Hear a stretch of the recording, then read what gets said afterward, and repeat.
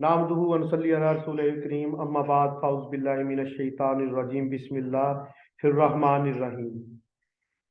जी, तो अजीज तलबा कराम, आज का जो हमारा टॉपिक है वो है कुरान मजीद के आदाब। ये क्लास शिशम, हफ्तम और हश्तम तीनों क्लासों के लिए आपकी एक नई किताब तर्जुमातुल कुरान मजीद के नाम से आपके सिलेबस में शामिल कर दी गई है गवर्नमेंट की तरफ से। इसका जो पहला टॉपिक था वो है अकीदा खत्म नबूवत। वो भी छठी क्लास में, सातवीं क्लास में और आठवीं क्लास में मौजूद है। तीनों क्लासों का टॉपिक एक ही है, इसमें कोई कंफ्यूजन नहीं है जी। तो अब अकीदा खत्म नबूवत आप लास्ट क्लास में पढ़ चुके हैं, जो कि आपके मेंटल लेवल के हिसाब से आप सारी की सारी आयात और हदीसें याद नहीं कर सकते थे, इसलिए मैंने सिलेबस को थोड़ा सा कंसाइज किया और आपको तकरीबन तकरीबन 4 आयात का तर्जमा याद करवाया है। ऐसे ही है। तो आज का जो टॉपिक है हमारा वो है कुरान मजीद के आदाब। इस सबक को पढ़ने के बाद हम क्या सीख सकेंगे या तुलबा के अंदर क्या बेहतरी आएगी। आखिर इसको गवर्नमेंट ने आपके सिलेबस में शामिल किया है तो उसकी कोई ना कोई वजह है। अब टॉपिक हमारा है कुरान मजीद के आदाब। तो इसका मकसद क्या हुआ कि बच्चों को कुरान पाक के आदाब सिखाए जाएं कि कुरान पाक जो अल्लाह ताला की तरफ से नाजल की गई आखिरी आसमानी किताब है, उसकी ताजीम किस तरीका से करनी है, उसको किस तरीका से पढ़ना है, उसके अहम जो आदाब हैं वो आपको इस सबक के बाद समझ आ जाएंगे जी। तो अब इस किताब की एक बच्चा खड़े होकर रीडिंग करे।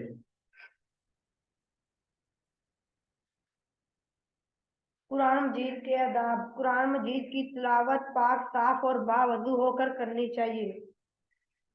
जी, तो पहला पॉइंट जो है वो है कि कुरान मजीद की तिलावत पाक, साफ और बावजू होकर करनी चाहिए।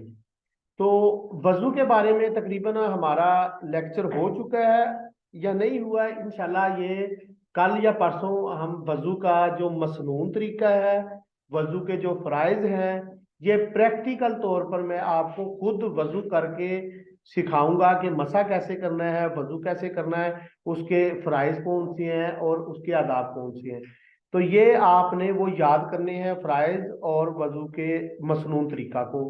और यहां पर पाक साफ होना और बावजू होना को समझना है। अब आप बड़ी क्लास में हैं तो सबसे पहले नापाक क्या होता है कि नापाक से क्या मुराद है। आपके कपड़ों पर कोई नापाक चीज लग जाए, जैसे नाली वगैरह के छींटे वगैरह लग गए, ठीक है ना।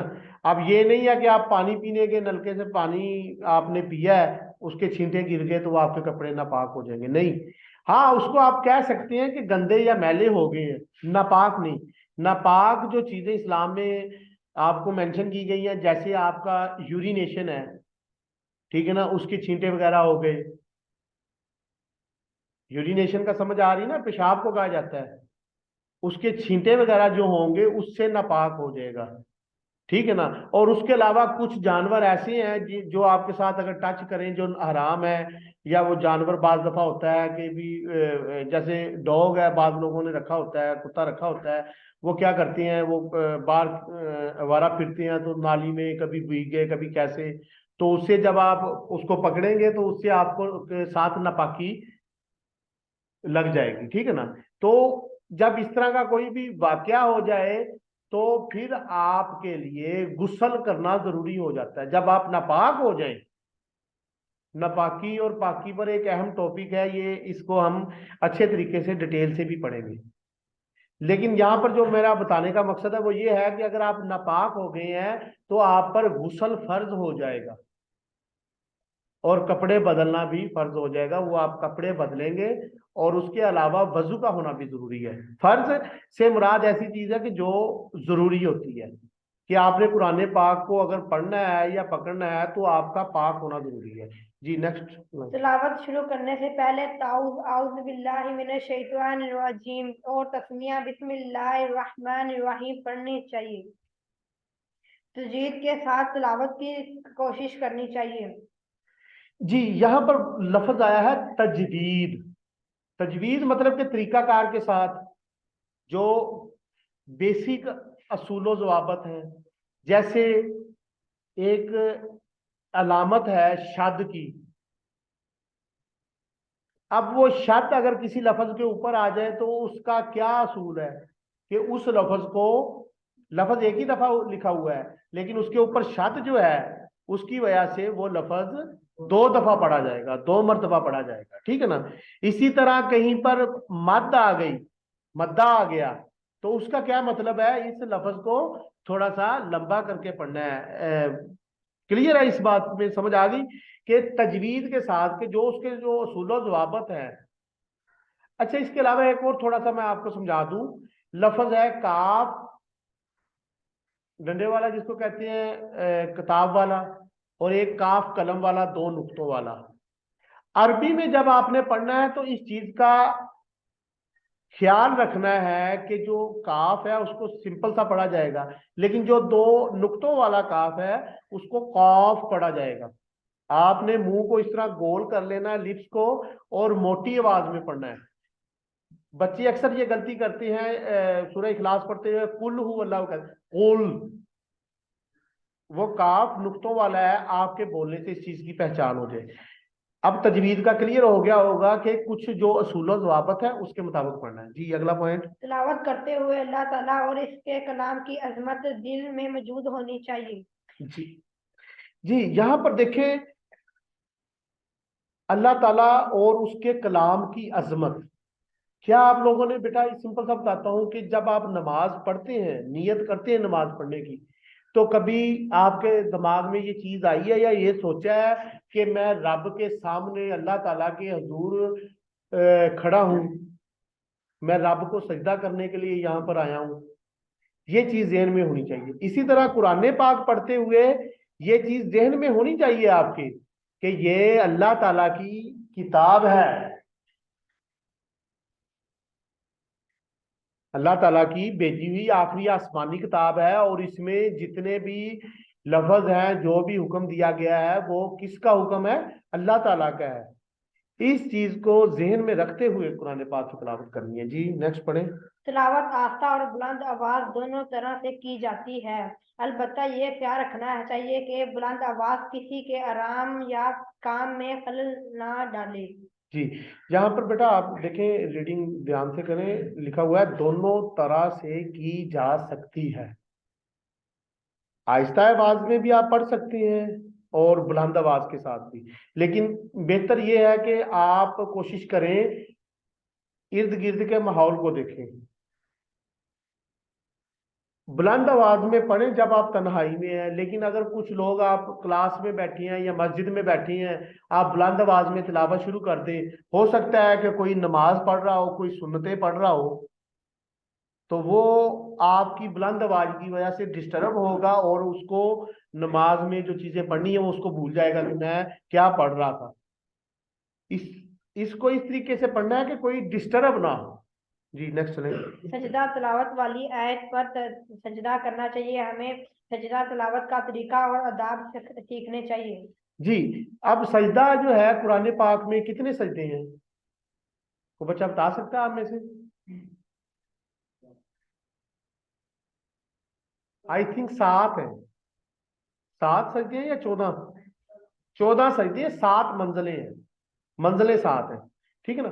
अब वो क्या है कि जिस भी सिपारे में सजदा आ गया है तो वो सजदा आप पर फर्ज होता है, फौरन ही तिलावत को रोककर उसी वक्त सजदा रेज हो जाए रब के सामने, ठीक है ना। और इसका तरीकाकार सारा जो है वो नेक्स्ट क्लास में हम डिटेल से पढ़ेंगे।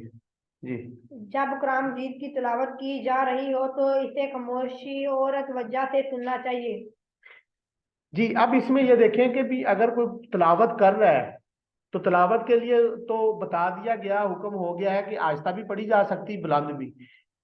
अब अगर कोई बुलंद आवाज से पढ़ रहा है तो फिर जो बाकी लोग हैं उनको उसका ख्याल रखना चाहिए, तिलावत का, कुरान पाक का अदब उनको भी करना चाहिए कि अगर कोई बुलंद आवाज से पढ़ रहा है तो वो वहां पर चैम गोइयां ना करें, बल्कि तिलावत को खामोशी से सुने। जी।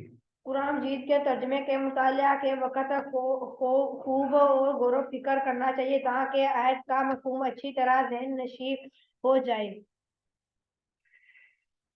जी, हमारे यहाँ ये एक थोड़ा सा कंसेप्ट बहुत गलत बना हुआ है कि हम सिर्फ कुरान पाक को पढ़ लेते हैं, जी इतने सिपारे पढ़ लिए, इतने पढ़ लिए, लेकिन जो अल्लाह ताला का हुक्म है उसको समझने की कोशिश नहीं करते। ठीक है ना।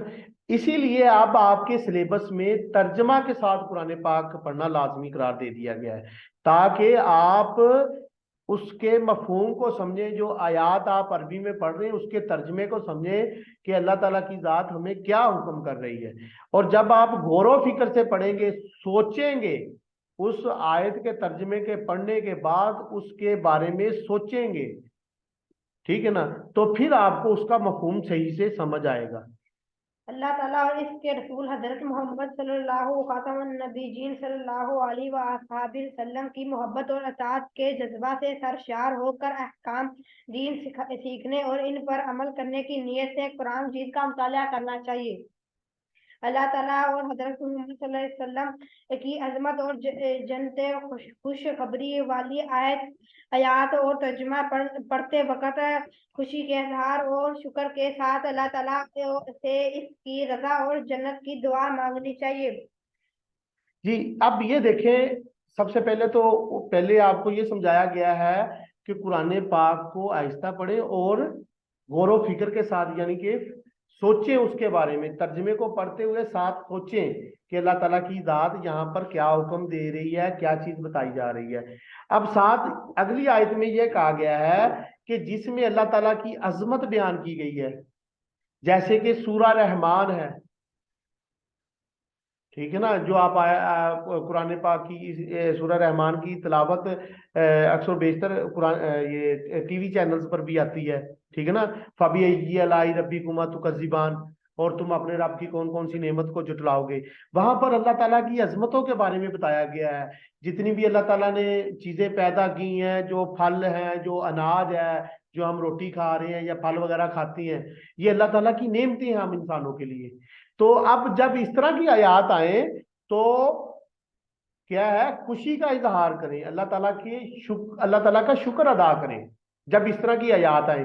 अब इस तरह की आयात का आप कब शुक्र अदा करेंगे? जब आप उसका तर्जमा पढ़ेंगे, जब आयत का अरबी का तर्जमा पढ़ेंगे तो आपको समझ आएगी ना कि यहाँ पर क्या हुक्म हो रहा है, किस चीज के बारे में बताया जा रहा है। तो जब आपको समझ आएगी, समझ आना शुरू हो जाएगी, तो फिर आप पर क्या फर्ज हो जाता है कि आप खुशी का इजहार करें और साथ अल्लाह ताला का शुक्र अदा करें।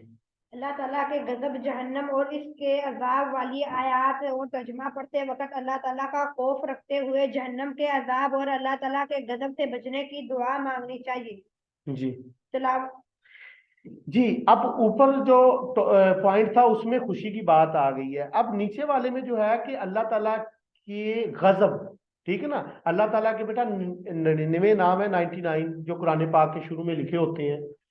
वहां पर अल्लाह ताला की जात ने अपने आप को कहार भी कहा है, अल कहारू, ठीक है ना।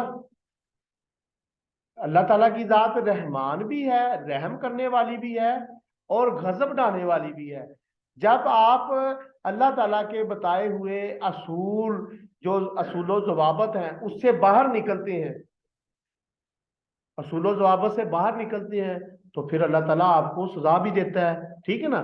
जैसे कि वो बीमारी की सूरत में भी हो सकती है, किसी किस्म का अजाब भी आ सकता है, लेकिन आका पाक सल्लल्लाहु अलैहि वसल्लम की उम्मत पर अजाब का अल्लाह ताला ने कहा हुआ कभी नहीं आएगा। लेकिन उससे पहले जो नबियों की उम्मतें थी, जब वो इस तरह का काम करते थे तो अजाब नाज़िल हो जाता था, जैसे हजरत नूह अलैहिस्सलाम की कौम पर हुआ था। कौन सा अजाब आया था? ये मैंने आपको टॉपिक समझाया हुआ अच्छे तरीके से। सैलाब आ गया था, पूरी दुनिया में पानी आ गया था, सिर्फ हजरत नूह अलैहिस्सलाम की जो कश्ती थी वही बची थी। उसके अलावा हर चीज गर्म हो गई थी और ये अल्लाह ताला की तरफ से अजाब आया था। तो अब यहाँ पर क्या है,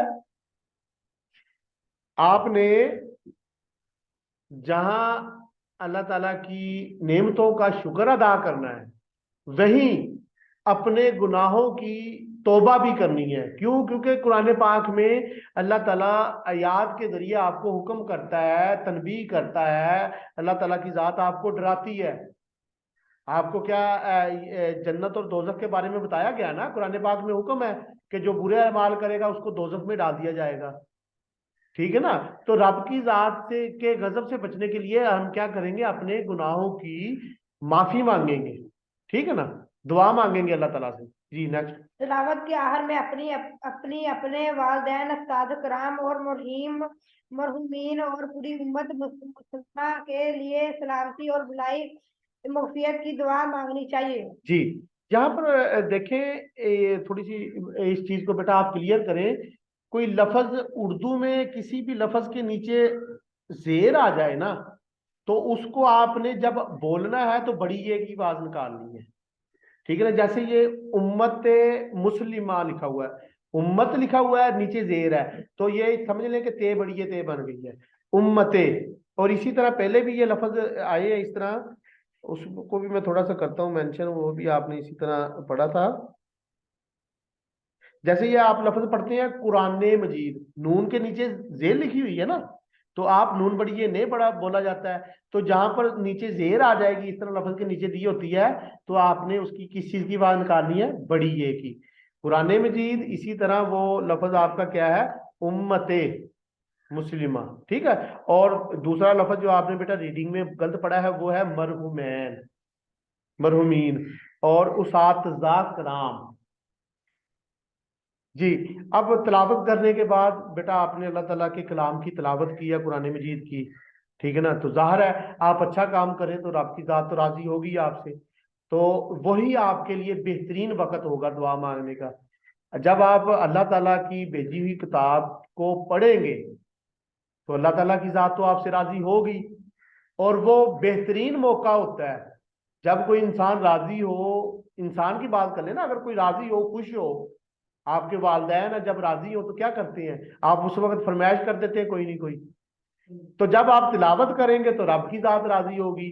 तो जब रब की जात राजी होगी तो आप मांग ले। तो रब से हम क्या किस तरीके से मांगते हैं, दुआ का तरीका जो आपको मैंने बताया है, दुआ मांगते हैं ना। तो वो तिलावत के बाद दुआ मांगे। और दुआ में फिर सबसे अहम जो चीजें हैं, जो लोग आपकी केयर कर रहे हैं, जिनके ऊपर अल्लाह ताला ने आपकी परवरिश जिनके जुम्मे लगाई हुई है, अल्लाह ताला के हुक्म से लगी हुई है, जिनमें आपके माँ बाप हैं, आपके उसातजा हैं, और जो लोग वफात पा चुके हैं उनकी मगफरत के लिए आपने क्या करना है, दुआ करनी। ठीक है ना? जी, अब किसी बच्चे को कोई कंफ्यूजन है इस पूरे टॉपिक में तो वो सवाल पूछ सकता है।